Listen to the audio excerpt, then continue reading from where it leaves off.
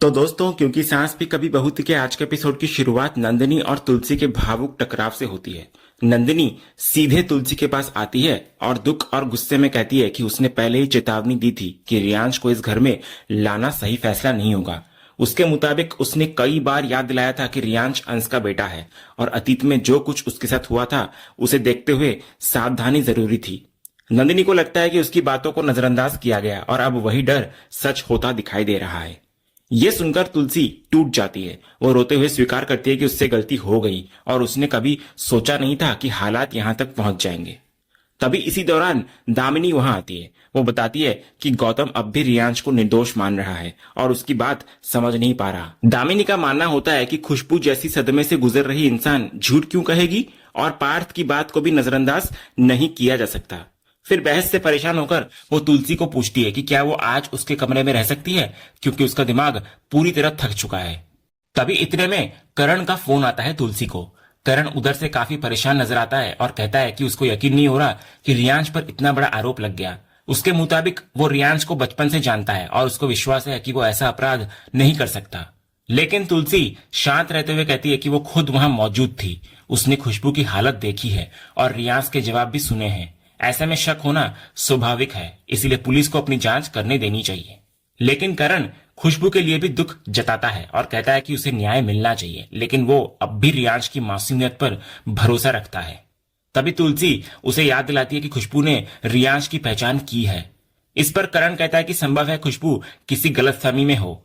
तो तुलसी जवाब देती है कि अगर सच में गलतफहमी है तो जांच के बाद सब साफ हो जाएगा। अगर रियांश निर्दोष है तो वो बाहर आ जाएगा, लेकिन अगर दोषी निकला तो उसको सजा मिलनी ही चाहिए। तभी करण फिर कहता है कि उसका भरोसा रियांश पर पूरी तरह कायम है। वो गौतम से बात करने की बात करता है और विश्वास जताने लगता है कि सच सामने आने पर रियांश बेगुनाह साबित होकर ही रहेगा।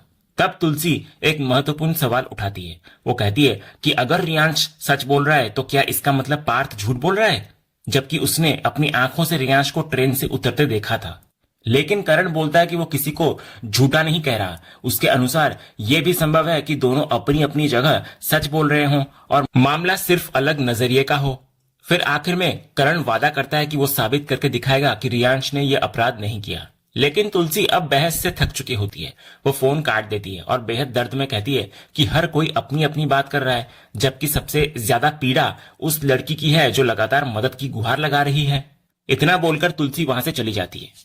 अगले सीन में रात के समय तुलसी खुशबू के कमरे में पानी देने आती है, लेकिन कमरे के अंदर आते ही वो एक ऐसी चीज देख लेती है जो उसको सोचने पर मजबूर कर देती है। खुशबू उस समय काफी सामान्य और खुश नजर आ रही होती है। वो मुस्कुराते हुए अपने मोबाइल पर किसी से लगातार मैसेज कर रही होती है। उसकी ये सहज और बेफिक्र हालत देखकर तुलसी को थोड़ा अजीब लगता है। जैसे ही तुलसी दरवाजे पर दस्तक देती है, खुशबू तुरंत चौकन्नी हो जाती है और फौरन अपना मोबाइल एक तरफ रख देती है। इसके बाद तुलसी अंदर आकर उसको पानी देती है और कहती है कि उसे पता नहीं था कि वो किसी काम में बिजी थी, उसने डिस्टर्ब कर दिया।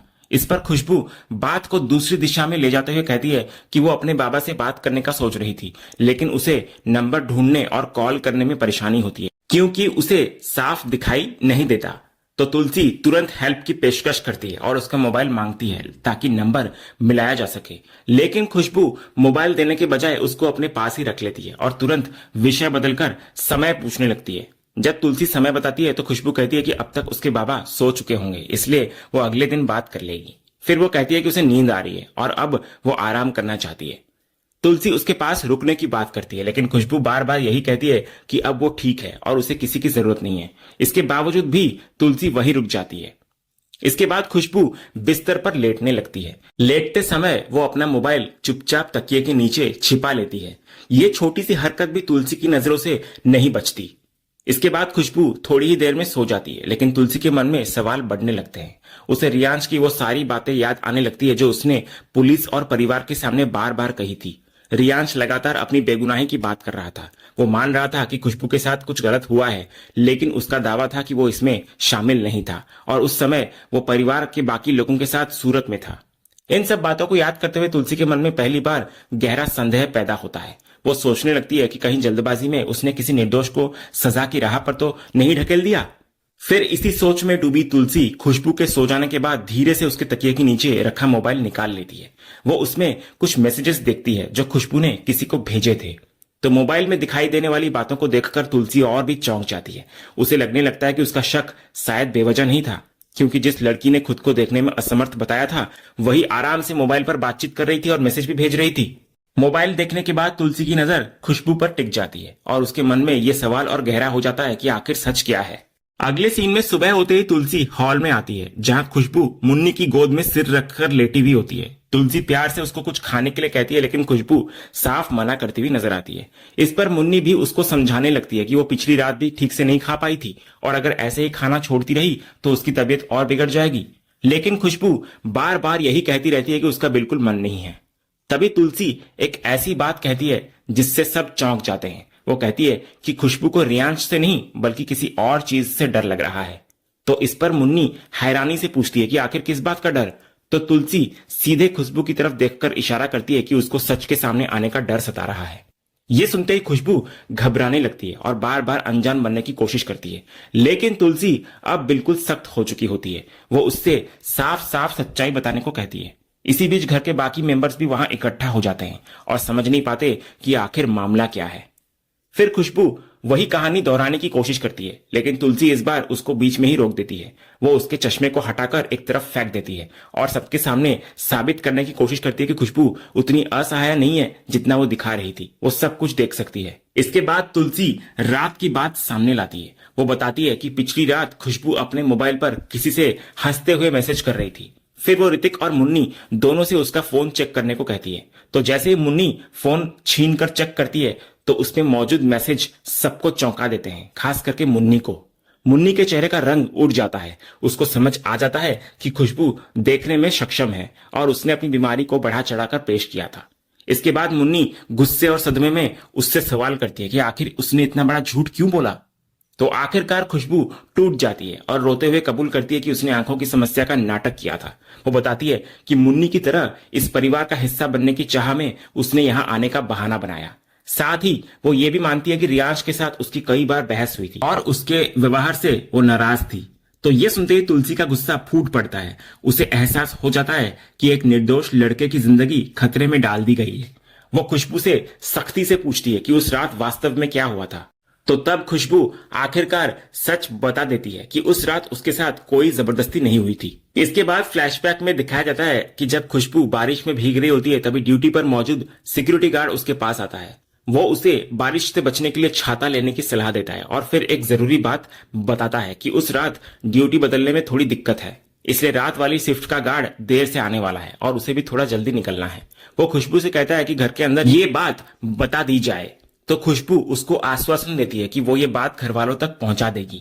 इसके बाद सिक्योरिटी गार्ड वहां से निकल जाता है और उसके जाते ही खुशबू अपने प्लान को अंजाम देना शुरू करती है। फिर खुशबू अपना चश्मा उतार देती है और साफ साफ चारों तरफ देखने लगती है। तब पता चलता है कि वो सब कुछ देख सकती थी। इसके बाद वो अपनी योजना पर अमल करती है। वो खुद ही अपने कपड़े फाड़ती है, अपने शरीर पर खरोचे बनाती है, गर्दन और हाथों पर निशान डालती है और फिर गीली मिट्टी अपने ऊपर लगा देती है।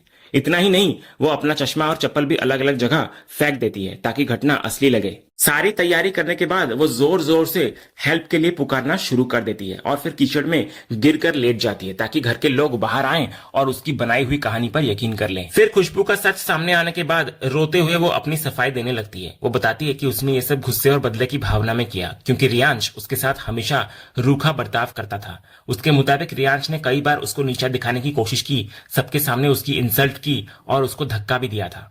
इसी नाराजगी में उसने इतना बड़ा झूठ बोल दिया। लेकिन ये सुनकर तुलसी का गुस्सा फूट पड़ता है। वो सख्त लहजे में कहती है कि किसी की बदतमीजी या झगड़े का जवाब उसकी पूरी लाइफ बर्बाद करके नहीं दिया जा सकता।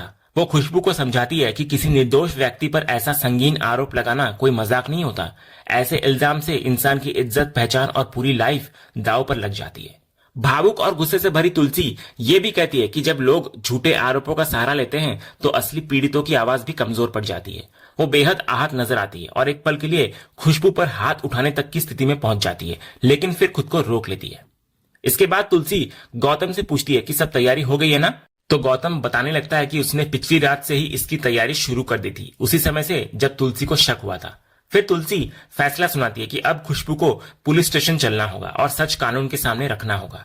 ये सुनते ही खुशबू घबरा जाती है। वो मुन्नी के पैरों में गिरकर उससे बचाने की गुहार लगाने लगती है। वो अपनी गलती मानते हुए माफी मांगती है और दोबारा ऐसा कभी न करने की बात कहती है। लेकिन मुन्नी का दिल पूरी तरह टूट चुका होता है। वो उसको उठाकर साफ कहती है कि उसने सिर्फ एक व्यक्ति के साथ नहीं बल्कि पूरे परिवार के भरोसे के साथ धोखा किया है, इसलिए अब उसको अपने किए की सजा भुगतनी ही होगी।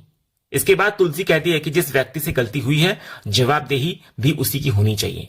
फिर वो खुशबू को खींचकर पुलिस स्टेशन जाने के लिए आगे बढ़ती है, लेकिन जाते जाते तुलसी के मन में एक एक करके वे सारे दृश्य घूमने लगते हैं, जैसे कि खुशबू का रो रो कर खुद को पीड़ित बताना, सबके सामने रियांश पर आरोप लगाना, और फिर वही पल जब पुलिस रियांश को जबरदस्ती पकड़कर ले गई थी जबकि वो लगातार अपनी बेगुनाही की बात कह रहा था। ये सब सोचने के बाद तुलसी खुशबू को वहां से लेकर चली जाती है।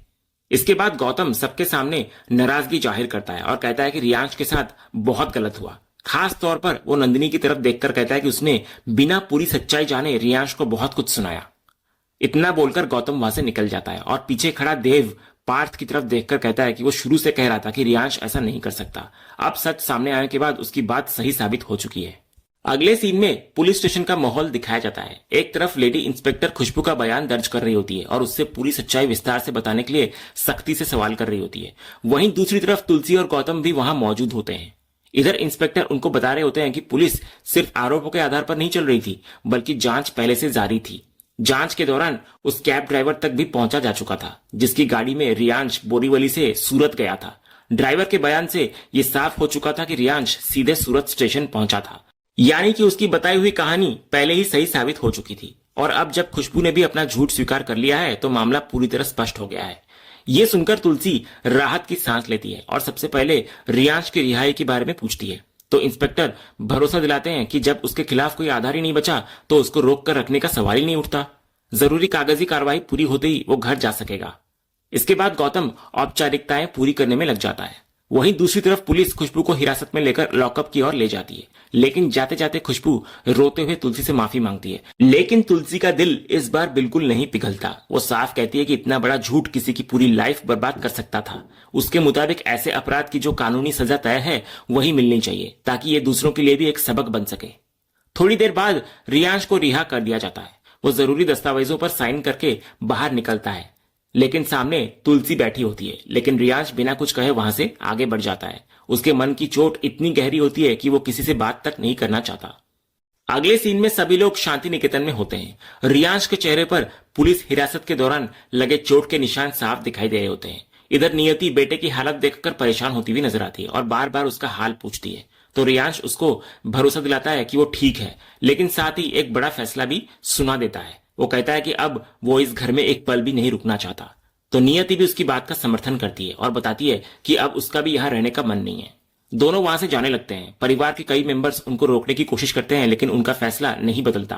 तभी तुलसी आगे बढ़कर उनको रोकती है। वो अपनी गलती स्वीकार करते हुए उनसे घर न छोड़ने की विनती करती है, लेकिन नियति का भरोसा पूरी तरह टूट चुका होता है। वो कहती है कि जिस परिवार ने बिना सच्चाई जाने उसके बेटे को अपराधी मान लिया, उनके साथ रहना अब संभव नहीं है। उसके मुताबिक अगर परिवार का मतलब यही है तो वो अकेली ही बेहतर है। फिर आखिर में वो भावुक नजर आती है और कहती है कि अच्छा हुआ कि करण यहाँ पर नहीं है। अगर वो यहाँ पर होता तो पता नहीं अपनी फैमिली का ये बिहेवियर देखकर कैसे सहता। और इसी सीन के साथ आज का ये एपिसोड यहीं पर खत्म होता है। तो दोस्तों, आपको आज के एपिसोड का कौन सा सीन सबसे ज्यादा पसंद आया हमें कमेंट बॉक्स में जरूर बताएं।